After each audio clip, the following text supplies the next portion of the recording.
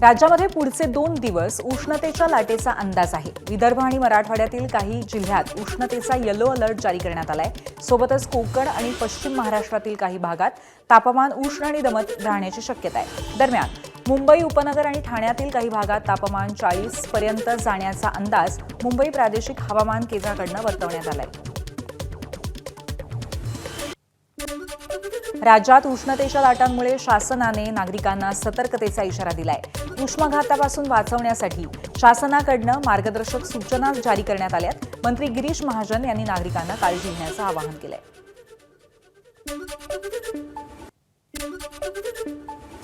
आज आणि उद्या पुण्यातलं तापमान वाढणार असल्याचा अंदाज हवामान खात्याकडून वर्तवण्यात आलाय।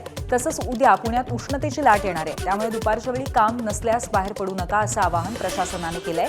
पुण्यातील तापमान उद्यापर्यंत 42 अंशांवर जाण्याची शक्यता आहे, त्यामुळे नागरिकांनी काळजी घ्यावी असं आवाहन करण्यात आलंय। राज्यामध्ये उन्हाळा आणखीनच प्रखर होऊ लागलाय। विदर्भातील अनेक जिल्ह्यात पारा 40 अंशांच्या वर पोहोचलाय। हवामान खात्याने वर्तवलेल्या अंदाजानुसार येत्या काही दिवसात राज्यातील तापमानाचा आलेख आणखीन चढता राहणार आहे। अशातच सलग 5व्या दिवशी परभणीचं तापमान 40च्या पार गेलंय। आज तापमान 41.04 अंशांवर पोहोचलं, त्यामुळे परभणीत उन्हामुळे नागरिक हैराण झालेत। रायगड जिल्ह्यामध्ये उष्णतेचा पारा सतत वाढताना दिसतोय। आज तापमान तब्बल 40 अंश सेल्सिअस पर्यंत पोहोचलंय। वाढत्या उष्णतेच्या पार्श्वभूमीवर हवामान विभागाकडून रायगड जिल्ह्यासाठी हाय अलर्ट जारी करण्यात आलाय।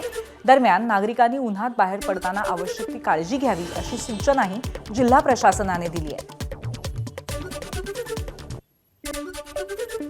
हिंगोली जिल्ह्यात उष्णतेची लाट उसळली आहे। हिंगोलीत आज तापमान 41 अंश सेल्सिअसवर पोहोचलंय। वाढत्या तापमानाचा मोठा फटका सर्वसामान्य नागरिकांना बसतोय।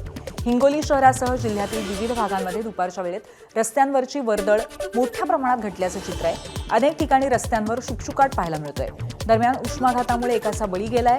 हिंगोली बस स्थानकातील प्लॅटफॉर्म क्रमांक 5 वर 30 वर्षीय व्यक्तीचा मृतदेह आढळून आला। याची माहिती मिळताच पोलिसांनी हा मृतदेह वैद्यकीय महाविद्यालयात तपासणीसाठी पाठवला। यानंतर या व्यक्तीचा मृत्यू उष्माघातामुळे झाल्याचं समोर आलंय। विदर्भात उष्णतेची लाट तीव्र झाली आहे। तापमानाचा पारा 44 अंशांच्या घरात पोहोचलाय। या पार्श्वभूमीवर नागपूर जिल्हा प्रशासनाने आरोग्य यंत्रणेला हाय अलर्टवर राहण्याच्या सूचना दिल्या आहेत। उष्माघाताच्या रुग्णांसाठी नागपूरच्या शासकीय वैद्यकीय महाविद्यालय आणि रुग्णालयात विशेष कोल्ड वॉर्ड तयार करण्यात आलाय। या वॉर्डमध्ये तापमान कमी करण्यासाठी कूलर, एसी आणि कोल्ड बाथची व्यवस्था करण्यात आली आहे। तसंच आवश्यक औषध साठाही उपलब्ध करून देण्यात आल्याची माहिती अधीक्षक डॉक्टर अविनाश गावंडे यांनी दिली आहे। धुळे जिल्ह्यातही उष्णतेची तीव्रता वाढलेली आहे। तापमानाचा पारा 41 अंश सेल्सिअसवर पोहोचलाय। एप्रिलच्या सुरुवातीलाच कडाक्याच्या उन्हामुळे जनजीवनासह शेतीवरती सुद्धा परिणाम जाणवतोय। विशेषतः सध्या सुरू असलेल्या केळी लागवडीसमोर मोठं आव्हान आहे। प्रखर उन्हामुळे कोवळी केळी रोपं करपण्याची भीती वाढली आहे। मातीतला ओलावा झपाट्याने कमी होतोय। या पार्श्वभूमीवर अनेक शेतकरी क्रॉप कव्हरचा वापर करतायत, मात्र यासाठी लागणारा अतिरिक्त खर्च शेतकऱ्यांच्या आर्थिक ताणात भर घालतोय। दरम्यान तापमानात आणखी वाढ होण्याची शक्यता असून कृषी विभागाने शेतकऱ्यांना पिकांची विशेष काळजी घेण्याचं आवाहन केलंय।